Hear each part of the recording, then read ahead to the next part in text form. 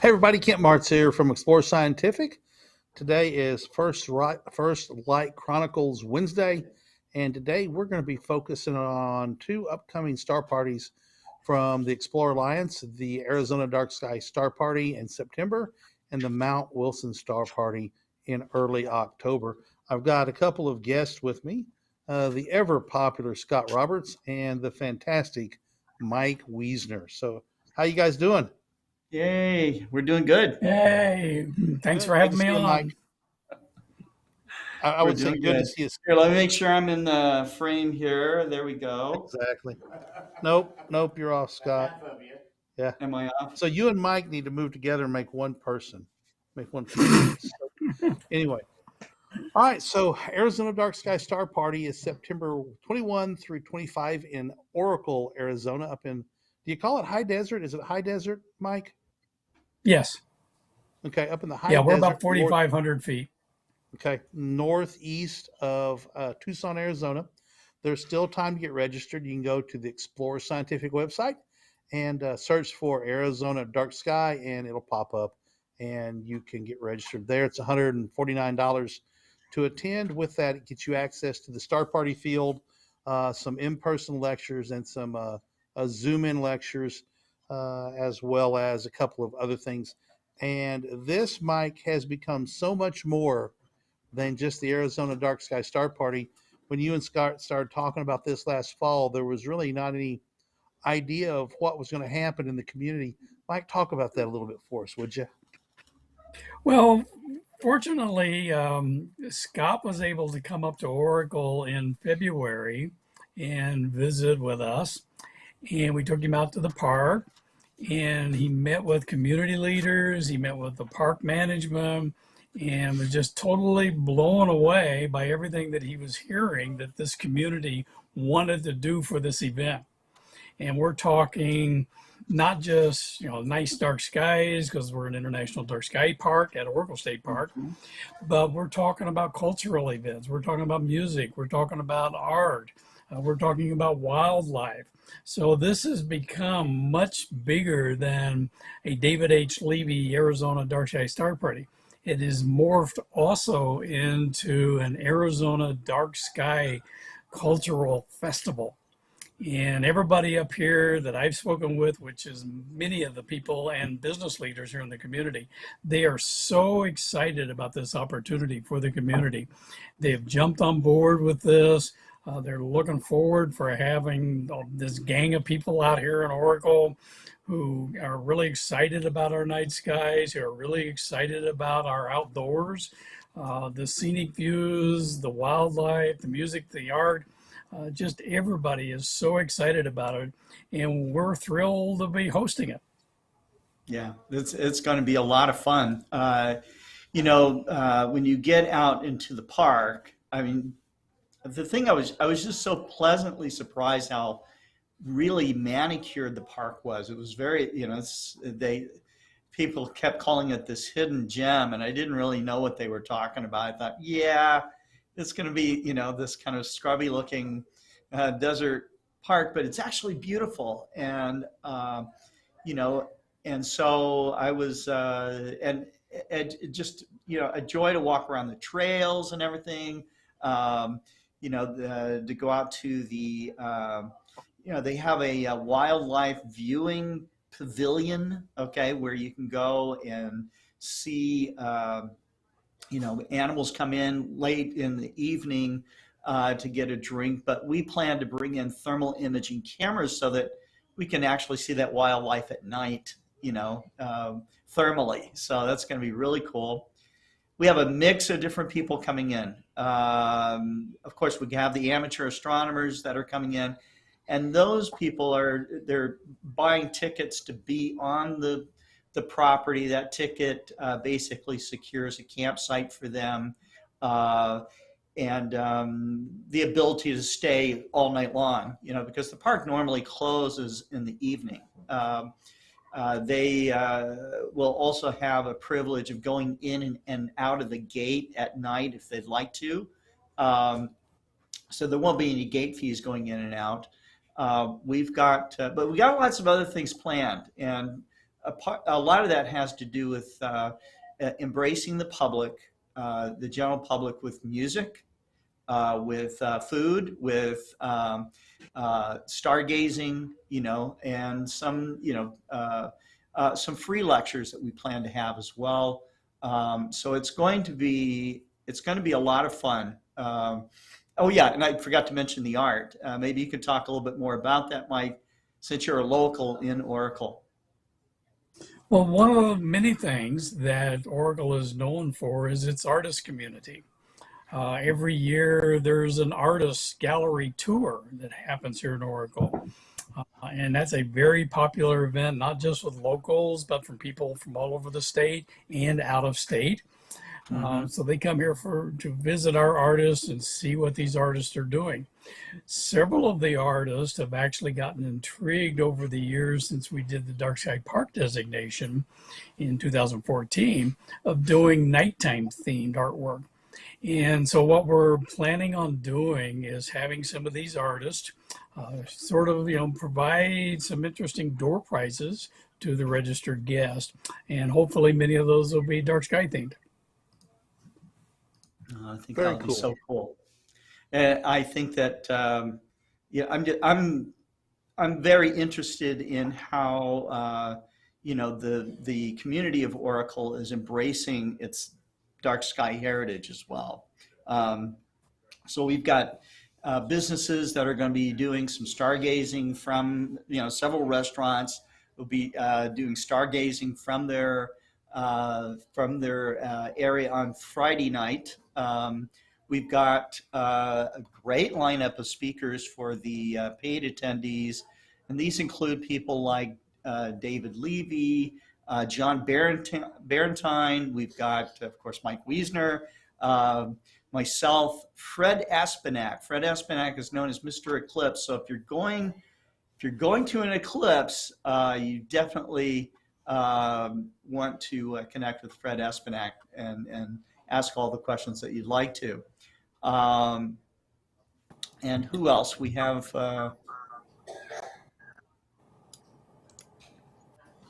let me pull this up here. I should have it memorized because I was putting everything up. Yeah, but it's been evolving too. There's been, additions in the last few days. Astrophotographer Adam Block is going to be there talking. David Eicher will be giving a virtual lecture. Connie Walker from the National Optical Astronomy, NOAO, will be there with her husband, and I think they're both giving talks as well. And Kenneth Zoll, who is the retired executive director of the Verde Valley Archeo, I'm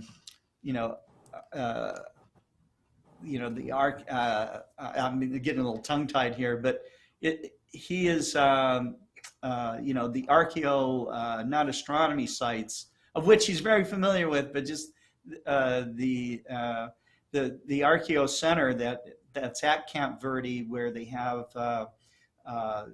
pictographs and all kinds of really cool prehistoric drawings and carvings and this kind of thing at Verde Valley. He is also an expert in ancient astronomy practices, which is, I think you're going to find that to be very, very interesting. I look forward to that. State That's Park cool. Has very good outlook for clear weather in September. So we'll be there September 21st to the 25th. And there's going to be something going on every night, including things like a bat experience, birding, that would be in the evening. We would do birding in the morning. Mike, why don't you talk a little bit about the bat experience with, not bad, but bat. The winged bat experience, yes. So the park over the years has done many of these, what they call bat nights. And the bat nights are really kind of intriguing. You hear from local bat experts from down in Tucson. These people have been researching bat populations for decades, and they are very knowledgeable about the life and times of bats and all the different varieties of bats that we have around the area. There is also a bat area at the park that they use as part of their research, or have in the past. I presume they're still using it. And so they're going to be giving a talk on the bats and like I said, the life and times of bats. And then you're going to go walk out to this area where bats are actually trapped. And they have a big net up in the sky, and it very gently traps the bats as they're flying around. Then these experts go off and they pull the little bat off of the net. Yeah, they're little guys, right? They're not like these giant. They're little guys. These are not, 3-foot wingspan, vampire, Dracula kind of bats. Right. But you're going to get an opportunity to see these bats up close then at nighttime with some little bit of light on them. And you're going to actually, if you want, pet a bat. At least that's what they did in the past when I was there, these bat nights. People could actually go up and pet these little furry bats. And apparently it's kind of cool. I did not do that. I was taking pictures. Not do that. So, and then there's going to be a birding experience. Kent, you were talking about that just a little while ago. All right, so we're going to be having a birding experience. I don't want to go into great details, but I'll be sending everybody who's registered is going to get this later today. There's going to be a bat walk. See, now I'm thinking bats on the brain. A bird hike or bird walk for probably a couple of mornings. Going to be real early, like at 6:30, Scott. So Right. either I'm not going to stay up and do astronomy, or I'm going to stay up all night and just plow through it to attend those as well. So one of them will be led by a person from the region who's an expert in the birds of the region, Kathy Anderson. If I mispronounce her first name, it's Kathe. So I'm going with Kathy. And she's done thousands of these events all over Arizona for all sorts of different organizations. And it's her passion is birding. And so she's going to really bring us some great knowledge. And hopefully we see a whole bunch of birds that we don't normally see in the rest of where most of us live, not in Arizona. So we can add some life birds to our list. And the migration should be going on still. And so we should be able to see some migrating species as well as the resident populations that Mike Wiesner has shown us pictures of from time to time on the birding show we do. So those details will be going out to the registered guests this afternoon after the show. And they'll be able to register by emailing in. Now, it is limited, so it's first come, first served. That's going to be the painful part. So with 2 hikes, we should be able to get both people in. And Scott's disappeared. Oh, my gosh, Scott, you become transparent. Here. Evaporated. There, evaporated. It's not that hot here. We actually do this show, from our offices here at Explore Scientific, and there are people in the hallway having a good time talking right now. So I figured I would kind of shut the door. But we did want to give you guys an overview of what's going to happen. The community's celebrating something called the Oracle Dark Sky Cultural Festival, which includes music and art and these businesses that are going to be getting involved. The regions being, there are businesses pouring some money into this as well to hire some of the musicians and the other activities they plan to bring at the, out to the general public. There is, for the public star party, there's also the Tucson Astronomical Association is going to be there. The Saddlebrook Stargazers, is that right, Mike? Saddlebrook Skygazers Club. Skygazers, okay. Yeah. Some Skygazer clubs call themselves Sky Geezers, but I don't know. That's maybe some people think that's funny, maybe some people don't. Anyhow, but it's going to be a great time. And if it's been a while since you've been out under dark skies, you might want to come out for this. Milky Way from Oracle is beautiful, even from in town. So if you can call it a town, it's really just this kind of sort of village community area of Oracle. There's a lot of history in Oracle. Being that Ken Zoll's going to be there, I'm sure there's archaeo sites that are nearby. You would know that better than me, Mike. Are there pictographs and stuff like that people can see if they don't go too far? There are some back in up towards the top of Mount Lemmon, which is accessible with a four-wheel drive and a lot of guts from the Oracle side. A lot of guts. Okay. So Scott's got a four-wheel drive truck. Let's do it. There are some caves and there are some pictographs, I've been told, that are in some of those caves. Oh, that's right. John Barentine, who's going to be one of our speakers, he is a major researcher. Oh, yeah. I just saw him in an article. He was being interviewed about the James Webb Space Telescope. So, yeah. So John Barentine, if you don't know who he is, if you go to our page, just a quick and easy way to go there is just do explorescientific.com/events, and you'll land right on the page where you can see our different events there. You want to click on the Arizona Dark Sky Star Party, and we'll show you the lineup of speakers, a little blurb about each one. I tried to put in some new information that you might not have known about these speakers before. So, but on any account, some of them are quite familiar to you. Then there's maybe not so much new to tell, but it's great to meet people like David Levy and Mike Wiesner, face to face, in person.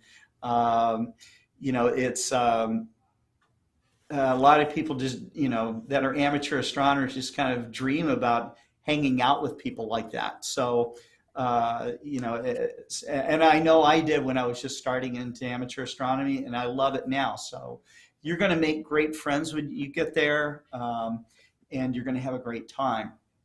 But you're also going to want to tap into the community of Oracle, to sample the cuisine that's there, to experience the art, to listen to the music, and just to check things out. If you need to dash into town for any reason, the city of Tucson is an hour and 20 minutes away. But being that close to the city, you would think, wow, shouldn't that be a lot of problem with light pollution? And the answer is no. The Arizona dark sky area, Oracle is amazingly dark. And, you're going to be able to see the zodiacal light pretty easily. The Milky Way looks like a storm cloud stretching overhead. So it's really beautiful. Of course, you might, if you got good eyesight, good dark adapted eyes, you'll be able to easily pick out the Andromeda Galaxy, the M33 object galaxy would also be something visible with the unaided eye. So, so and I have seen Gegenschein from here, so even that's visible from here. Okay, right. So, if those people are not real familiar with Gegenschein, isn't this the dust from Mars? Isn't that what it is? Yeah, that's the current theory, that the zodiacal light and the Gegenschein is actually dust that drifted up through the Martian atmosphere and escaped the planet somehow. Right. And that's actually now what we're seeing. So that's kind of cool. Yeah, cool.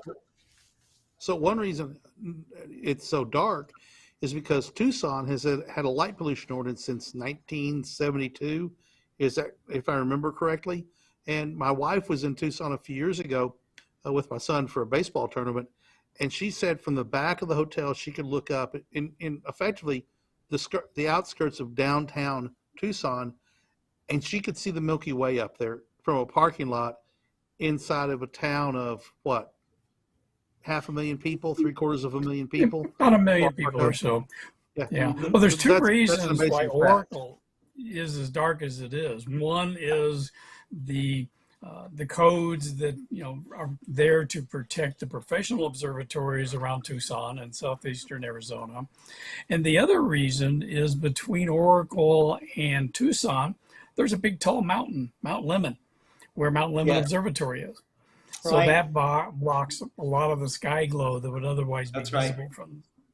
That's right. And that's why Tucson Um, instituted a lighting ordinance in 1972 to protect those research institutions that pump so much money into the economy. So, Yep. money drives everything, it seems sometimes. Right. So, Scott, we're going to, what was I going to say? We're going to talk about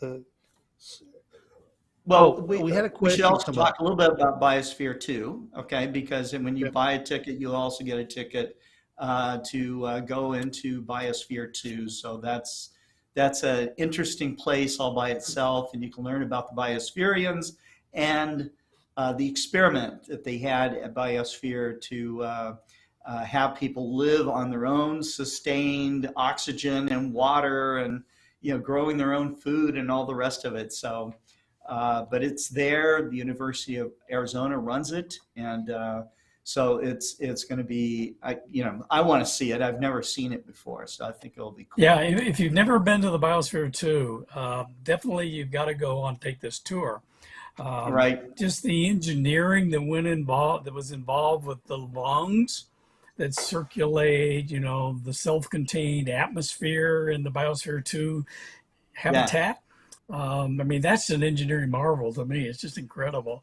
But then you also go through, the different places where they do different environments in places all around the world. So in the enclosed area, so they can simulate lots of different types of environments. It's really an interesting, fascinating place. Absolutely. Absolutely. I look forward to that. Yeah, and then other things to do. There's, I think there's a big zip line thing in fact, I did see it when I was out there. And this is not just some rinky-dink zip line. This thing goes into pretty deep across the forest, heading towards Mount Lemmon, which looks pretty cool. So I didn't have a chance to take it myself, but it looked like a lot of fun. And what else? And there's a restaurant there. And there's a restaurant. Now, somebody mentioned, Wade Prunty, who's watching on YouTube, said, hey, is Okie-Tex is at the same time. And that's true, Okie-Tex, and that's a great start party. I've been to Okie-Tex before, super dark. But there is nothing around Okie-Tex to go to if you're bringing a spouse or a friend who may not be really into astronomy. Okay. You're an hour and 20 minutes away from Tucson. Okay. So you got a major city there. There's all kinds of other stuff to do if you love nature, photography and birding and, this bat experience that we're going to have, the nighttime observing pavilion, that kind of thing. So these and are I'll throw out a couple more things. There are museums. Okay. There's the Sonoran Desert Museum down and around Tucson. There's lots of other kinds of museums. There's the Pima Air and Space Museum. Oh, right. With That's a lot of really impressive. And I will tell you that if you go visit Pima Air and Space Museum, you will see the real live A-7D jet fighter that I flew back in the 1970s. That's cool. specific airplane, that tail number airplane. Your airplane is there? I was flying that airplane. So Was that happenstance or did that get arranged? Did you pick that one? The Pima Air I'll and tell Space you, Museum. makes you feel old to be in a museum. Yeah. But So the first time we visited, ride on it. You can't give us free rides or anything, right? No, it was a single seat. So okay, all right. But talking about Okie-Tex, there's two things at Okie-Tex besides dark skies: diddly and squat. What's the name of that museum again? I made Mike almost blow water out his nose. The Pima Air and Space Museum. I've been to Okie-Tex many times. It's a great dark. star party. Wonderful people are there. You'll make friends. You Which can airplane did you go see fly? dinosaur tracks nearby. Which airplane did you So fly? The A7. A7D, Okay. the So, D model. Scott, I'll say this. When we were out there last August, I took Tyler out there, and the smoke Yeah. kept us from really having good viewing. We had one night of okay, and we went and found the dinosaur tracks, and they were distinctly underwhelming. It just wasn't what it's like. There's been a lot of erosion since they were uncovered by this creek that shifts, and it was cool, but it's not like, yeah. And so everything is a long drive from there, and if you're taking a spouse, there's not much else to do out there. Yeah, Sit I around mean, and enjoy it's the dark. hypocenter for the Dust Bowl. This is where the Okie-Tex Star Party is. It is, if you're into motorcycle riding, I hear that, the twisty, windy roads and stuff like that are out there. It is a great motorcycle ride, okay?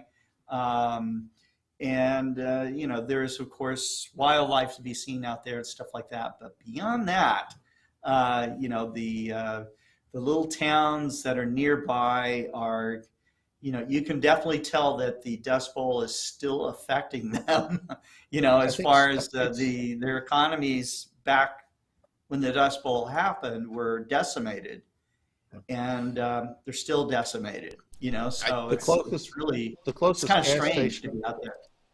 closest gas station is like 40 miles away. I don't think you I got definitely the wanna right make sure plane. you fill up. It's a good gas station, though. I've been there. Yeah, it's a gas station. The Pima Air and Space Museum, Yeah. the A7D. Right, but it's not telling me. I think he's trying to get a picture of it pulled up. Yeah. All right, so Scott, we've Well, if got you go to my- now the dates. Go to my Cassiopeia Observatory website homepage. You'll see that's not it. No, I didn't think That's it the was. Peacemaker. That's too old. No, that's a bomber right there. Yeah. That's the Peacemaker. These are Yeah, the Paul, if you just go only up to my ones they Cassiopeia have in Observatory Adobe website, stock. you'll see a picture of it. It's right there on the Go to homepage. Cassiopeia Observatory. Has a picture of the airplane.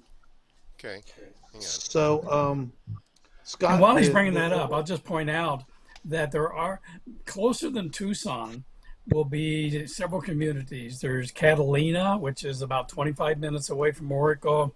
There's a big grocery store there. There's gas stations. We have gas stations here in Oracle, and we have small grocery stores.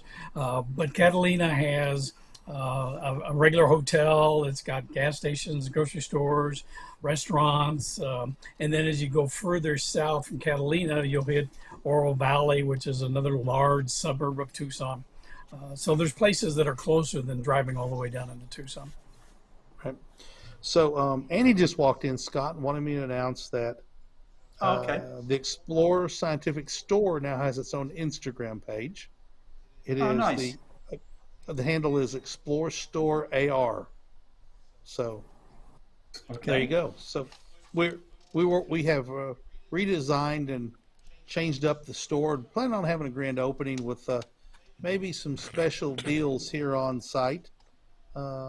First weekend in October, if I remember correctly. So that's coming up on the calendar. More to So come. last day in September, the first day of October. Yeah. Okay. Yeah. That's right. So we'll be announcing more details. Yeah, as come that on comes down. closer. You'll get to see Explore Scientific, and we're going to pull out. We have sales samples and stuff like that we're going to sell off, and we're going to show our new stuff, and you can actually hang out in the showroom. If you're an amateur astronomer and you got like too much gear, okay, and you need to unload some of it, you can set up a tent or something, or a pop-up, and sell your wares, like a swap meet style setup, and that's free. I mean, we're not going to expect any kind of kickback or commission or anything like that from that. So you just come and sell your wares. Is that Mount Lemon? No, Okay. it's too rough on top. I'm trying. Adobe. It was a nice shot of some mountain in Arizona, though. Yeah. Adobe stock is letting me down. So September 21 through 25, still time to make reservations and get out there.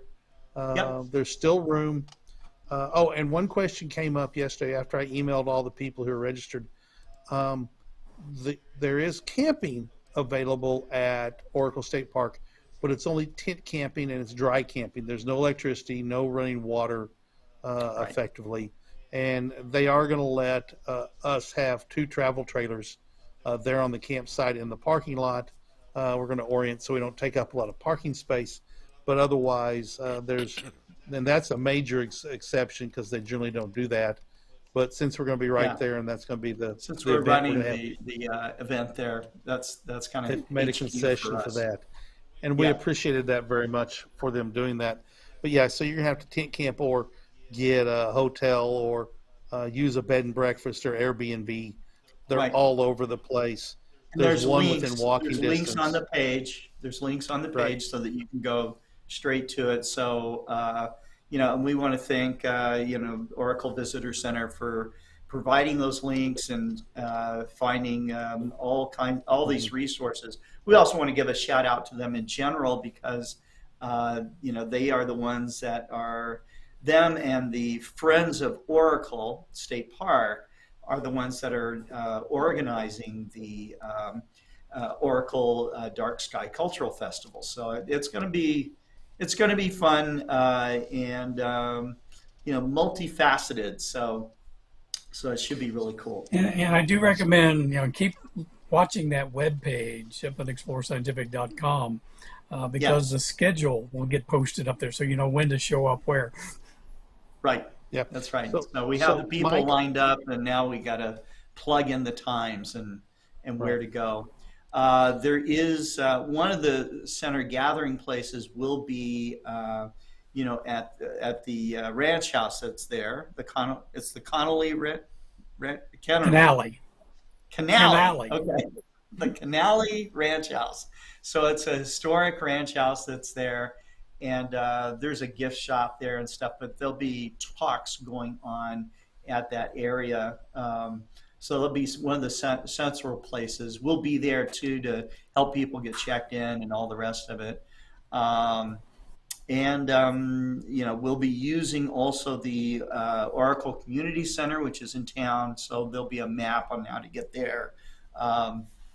And as well as to the other venues, you might go, I don't know, you could go restaurant hopping, have maybe a drink, not too many drinks, but a drink or so. And, because you've got the Ore House that is going to be celebrating this, the Patio Cafe, and who else? There is another restaurant. Mona Maria. Yes. Mona Maria's Italian restaurant. Pretty nice. Have you eaten there before, Mike? Yes. Okay. You test the great pizza? Yes. Best pizza you ever had? Yes.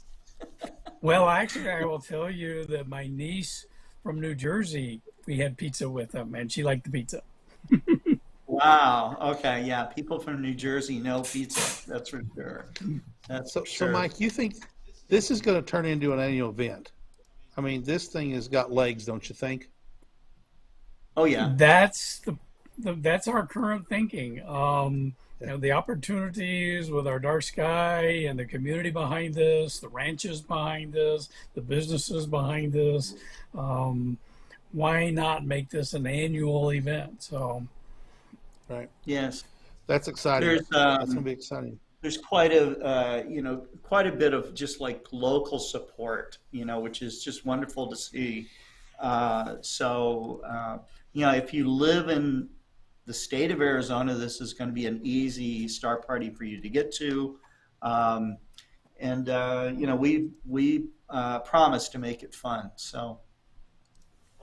All right, so there's another star party on the horizon, a little bit farther out, the Mount Wilson Star Party. Scott, Yes. that's October 4 and 5, is that right? Yeah, let me double check that. 6 and 7. 7th. 6th and 7th, that's right. Yeah, Excuse me, 7th and 8th. 7th and 8th, okay. So Okay. the event itself at the start Near at that the time. observatory. Okay, so But It's the you're going to be 7th. there at the historic Mount Wilson Observatory. There will be some lectures going on there as well in the historic museum. That's up. It's a museum slash auditorium. Just being there is so cool because this is where this is where the expansion of the universe was discovered. You are going to use the same telescope that American astronomer Harlow Shapley used. And with that telescope, with the historic 60-inch, which is actually considered visually one of the best telescopes as far as a large telescope for you to use. It is a diffraction limited optic, which is kind of unusual for a big optic. Most of them are not diffraction limited once they start getting to a large aperture. But this one was ground to an incredible precision. And it is, you're going to see some amazing stuff with it as we go through our list of planets and, other celestial delights of observing through that telescope. You'll see where, Einstein stood to have his photo taken. You can stand in the same spot if you'd like. You will see Edwin Hubble's locker. It's not a prop, okay? This is the real deal, okay? So the actual locker that he used, there's a series of lockers that the Mount Wilson astronomers used up there. And you'll get to see the rest of the telescopes there as well. You'll be around the 100-inch observatory, the SNO solar telescope that was used extensively by George Ellery Hale. He was a solar astronomer.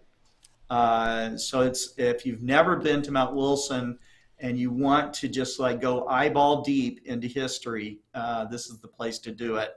It is where, as I mentioned, where Harlow Shapley used the telescope to determine that the sun was not the center of the Milky Way. Now, I just learned an interesting story. Okay, there's just cool story after cool story, and I've been going to Mount Wilson for many years. I know people that have worked up there. I used to have keys and was a volunteer up there for a number of years. And but a story I just learned is that when Harlow Shapley actually discovered that the sun was not the center of the Milky Way, which at the time the Milky Way was all the universe there was. Okay, the Milky Way galaxy was the universe. All right, this is all they hadn't yet discovered that there were other island universes out there yet. It was thought of, but not confirmed. When Harlow Shapley made this discovery, he was alone. Now, can you imagine? Okay, there was no other astronomer to talk to, no one to call, no one. Okay, he's up there alone, and he's the only guy in the world at this point that actually realizes that the sun is not the center of the universe. Okay, so this kind of discovery is go back to the chalkboard and rewrite everything you know about cosmology. Okay, type of discovery. All right, so he found the only person that he could tell the story to, and it was a housekeeper that was, I guess, taking care of the monastery there. So, I wonder how excited the housekeeper was to learn this. Yeah, he was probably going, yes. Great, Wow, good for you. Yeah, but to someone that understood, a thing or two about astronomy, that would have been such a landmark discovery. So, to hear about. So, Scott, what's the schedule look like for the event? So we start at 10 a.m. on Friday, right? Yeah. You come in on Friday, and the viewing will be there on Friday. So we'll come in, and we will, get situated. We'll bring you into their auditorium. And as you're coming up there, you're going through this little windy one-lane road. You'll be walking up it, okay? And you'll get to the museum, and you can see over your shoulder the 100-inch dome and the 60-inch dome and stuff.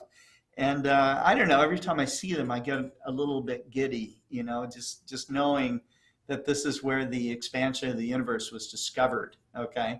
So you'll hear some talks that will be given there, and then we will go on a tour of the other observatories, okay? And you'll end up inside the 60-inch dome itself. And we will observe till around, well, we got a full half night booked on the telescope. So that is going to be really cool. You will then, you'll either go back, to your hotel, or, and I suppose some people might sleep in their car, but I think that everybody will head down to their hotels at that point. And then the next day we go to the Huntington Library. Now, George Ellery Hale, who built the Mount Wilson Observatory Complex, was good friends with Henry Huntington. And Henry Huntington, extremely wealthy, guy, had these incredible gardens. He had the biggest library, private library outside of Europe. Okay.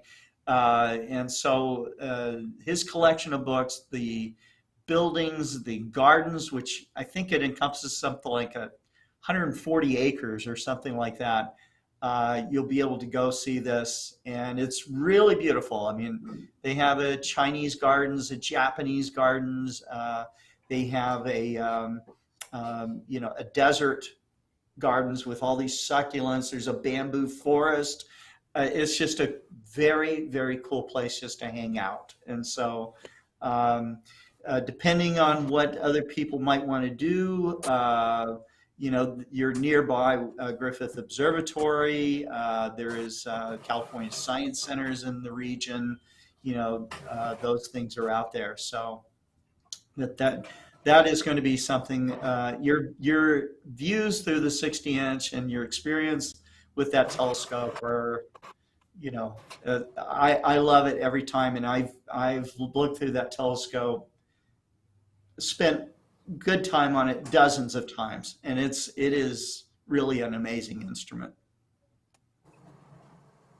All right, so that is October 7th and 8th. 7th and 8th. Yep. And so at the library, the event at the library is just, we're going to be at the library, and if you want to tour the gardens, there's going to be an additional fee at that time. Is that correct? Right. So and that's for a guided tour. To get into the gardens, I understand, right? Yeah. If you want a guided tour at the Huntington Library, you just have to let us know. It's going to be a few extra dollars, but nothing crazy. And that is a limited capacity. It's limited to a certain number, and we've only got 3 or 4 slots left open, Scott. So if people are on the fence, they're from Mount Wilson. If you're on the fence about going to Mount Wilson, I'd say get off the fence and get registered, because I know of at least one person who is going to register because they told me they were going to and just haven't done it yet. And I encourage that person to get registered, because we don't want to tell you, sorry, you're the first one out. You're the first one out. We've done, this is not the first time for us to do this, the Mount Wilson Star Party, and I have had to tell people, sorry, do it next year. And that's pretty disappointing. Yes, so, it is. Yeah. All right. So that's it. That's what we've got to talk Anybody about. else want to add right now? No. Okay. I haven't seen any questions. Jim Norwood is mad at us, Scott, because we did not consult with him. He's can't go to either one of them.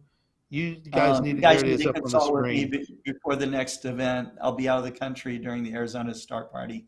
Can't leave town during the Mount Wilson event due to anticipated birth of a grandchild. Oh, Jen, that's great, man. Well, Jim, I think there's always next having a year. grandchild trumps everything that you might be able to do in astronomy. Yes, Yeah, yes, but there's always next year too. So there you go. Jim would love to right. see you at either one of those for sure next year. They're both going to happen. So we're, Yeah, bring the grandchild to the Arizona Star Party absolutely. next time. So it'll be a lot of fun. Yep. Yep. Good All right. excuse to have some I bonding think time. that's So, it. Scott, thank you very much for coming on, and Thank Mike, you. thank you for being a guest. We appreciate you Thank jumping you. in to do these. Oh, And I I know wanted to you've plug done. Mike's book. I wanted to plug Mike's book. Oh yeah, He yeah, has, yeah. if you go down to the end of the page or you just search on our website for Finding My Way to the Stars, Mike Wiesner is autographing those books, and you can pick one up from the Star Party site if you're going there. Otherwise, you can buy it and it'll be shipped to you. So, Yeah, but if you're going to the Star Party and have already registered for it, when you buy the book, put a note in there that you're going to the Star Party, so we'll know, and we'll just have them there signed and ready to be delivered to you yes, when you get to the Star Party. And That's that's how right. we'll get a signed copy to you, by delivering it to you there. And for the people who want it signed and delivered to them, I don't know if we can do that. I'm sure there's a way, but we'll, contact us and we'll talk about that. So right. anyway, Did we miss anything, Mr. Wiesner? No, we're good. Thank you. Okay. Yep, there's the book. Okay. well, Mike, thank you for all the legwork you're doing. I know this is, Yeah. a series of things for you, and then Zoom meetings with the group, and on and on and on. Thank you so much for doing it I for see us. the plane now. Oh, yes. You see it, huh? Let's see it. Oh, It's that's on the the plane book. right there on the book. Yeah. Yep. Mike, what's the story about how your airplane ended up at Pima? Do you know the backstory, or Well, was there, it just? well, there is a story. Obviously, that was just one of the many, of the A-7Ds that I flew. Both at Davis Monthan Air Force Base as a student pilot, and that's in Tucson, and then at Myrtle Beach Air Force Base in South Carolina. When the A7 got replaced by the A10 in the Air Force inventory, the planes went out to the Air National Guard and to the Air National Reserve, and they were flying them for many, many years. So many of the airplanes that I had actually sat in the seat of and flew ended up at the Guard and the Reserve. And then once those airplanes got replaced by newer F-16s and A-10s, they got farmed out to museums like the Air Force National Museum and Wright-Patterson Air Force Base, and other museums around the country. And one of those airplanes that went from Myrtle Beach, South Carolina, to the Tucson Air National Guard, then ended up at the Pima Air and Space Museum after it retired from service with the Guard in Tucson. So my first trip out there, I think it was in 2002, when we were out visiting Tucson. We went out to the Pima Air and Space Museum. I'm walking through their back lot where they have a lot of airplanes, and I look across the way and I see an A7. And I say, oh, I got to go get up close and personal with this thing. And as I'm walking up to it, I say, I remember that tail number. And sure enough, when I got back home, looked in my logbook, and sure enough, I flew that specific airplane that's on display at the Pima Air and Space Museum. And What the theater? You didn't scratch your initials into the cockpit somewhere, did you? Yeah. No. So What for theater? people who don't know, what, Paul? What theater did you fly that in? The theaters that I flew that in were in the very dangerous United States of America, in Hawaii, and in at the time West Germany. So Yeah. I had some really rough Well, theaters. rough, I was uh, in. Yeah, I that's figured it not was bad. West Germany because it was either that or not that. So- it's the only other place that plane would be in West Germany, I think. So Jim Norwood Maybe wants Japan. to know. Mr. Norwood wants to know: did you continue flying after your military career? The answer is no, for two reasons. My last assignment in the Air Force was on the Air Force's space shuttle program where they partnered up with NASA. Um, but when I got out, I was also still working on the space shuttle program with an aerospace company. But there were so many nuts in the sky, if I can say that, out in the Los Angeles area that I just didn't really You want to didn't be want to flying mess with with those that. people. Huh? I'm So just I did amazed. it for a while, but it didn't continue. And so I'm no. amazed because you think you just sort of stereotype and think once a guy starts flying for the Air Force, especially in something with like an attack aircraft where it's a go fast, rush, that you'd be in a 172 or something for the rest of your life. But it'd be interesting to see the statistics of how many pilots never really fly again. That's an interesting thing. Now, for Well, people who don't know, many pilots. people that I've known through my Air Force career did buy their own airplanes.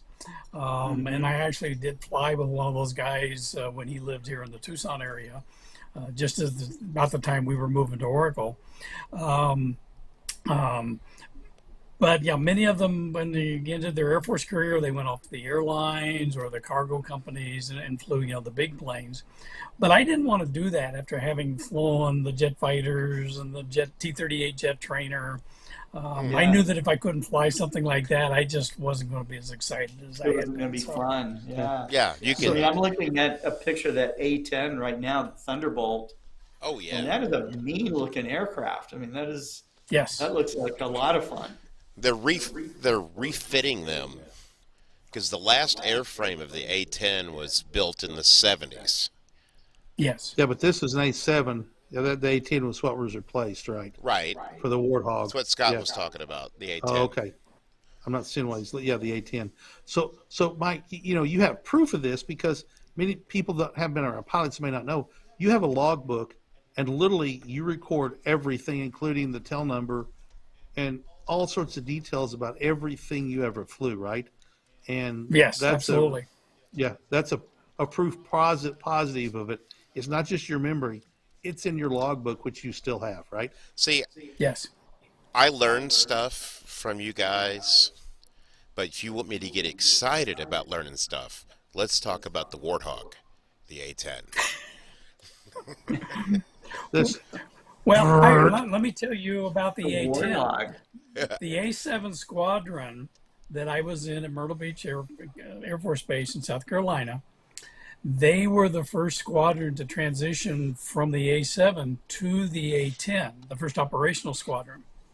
And I had expected to transition from the A7 to the A10, but instead the Air Force said, hey, we want you to go be an instructor pilot in the T-38, which we affectionately call the White Rocket. Yeah, The same airplane that the astronauts fly for their proficiency the training. backwards They wanted me wings. to go be an instructor to no. teach new pilots to become fighter pilots and using that T-38. So I wasn't part of that transition that switched over to the A-10. They So, have tried to decommission the A10, what, 4 times? And they just Yeah, keep bringing many it back. times. It's a tank. It's a flying tank. yeah. So interesting. The Air National Guard Squadron here in Western Yeah, we Arkansas, fly them. they flew F-16s and then transitioned to the A-10, and now they then transitioned into a drone base, and now they're going to keep that assignment, but they're transitioning back into, I think maybe A-10s again, or Yep. yeah, they're They were transitioning flying back overhead to the the other day. A-10. Yeah, so cool I love planes. it. Soldiers love those planes because when they show up, you know, good things happen to bad people, if you Yes. want to look at it that way, It's or at got a least And people when you're single out who here in rating. Oracle, for the Star Party next month, A-10s are flying out of Davis-Monthan Air Force Base in Tucson, and F-16s are flying out of the Air National Guard at Tucson Airport. And they fly over Oracle every once in a while, so you may get a chance to see them flying overhead. So it's almost 5 o'clock. We have diverged mightily into flight school, which is not a I bad way to go, but I yeah, can't help it. It's the A10. yeah. Any plane's a cool plane. Some are just cooler than others. You So can't anyway, get in a dogfight with an A10. It's too slow. it'll outturn you and get right behind you and blow you out of the sky. There was an A-10 You that have to shot hit it down a with a missile helicopter, from if I like remember. 20 miles. I think there was an A-10 that actually sunk a boat too. So anyway, into the Big old astronomy cannon. program. Into the astronomy Sorry. program. That's all right. Paul's getting I'll all turn my excited. He can't microphone rein himself off. in. Yes, do that. All right. Mike, thanks for showing up. Scott, time to fold the tent. Hey, Be thanks part for of the having pod. me. Glad to be here. Thank you, Mike. All right. Okay. All Thanks right. everybody for And watching. Go ahead, what's Scott. that? Go ahead. Roll us out of here. Oh, I was just wanted to tell the audience, thank you for tuning in today.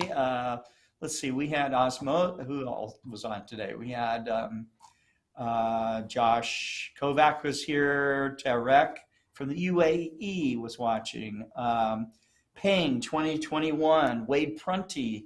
Andrew Corkill goes by Viramus. Osmosis 007. And who else? Jim Norwood was there. Astroworld TV. Dan Higgins was on, and Mike Beeler. Thank you, Mike, for watching from Astronomics. That's great. Hi, Mike. And Sentil Nagapan, Ed Gunther, who was at the last Arizona Dark Sky Star Party. Come on, Ed, you gotta come, man. Greg Turner, who's going out with us to the Arizona Dark Sky Star Party. And who else? Was Beatrice with us today? I don't know. But if I missed her, and it doesn't look like I did, but if I did, Beatrice, if you're watching, thank you for watching. Also note that we are going to have the 103rd Global Star Party tomorrow night. And that will start at 6 p.m. Central here on the same channel you're watching this program on.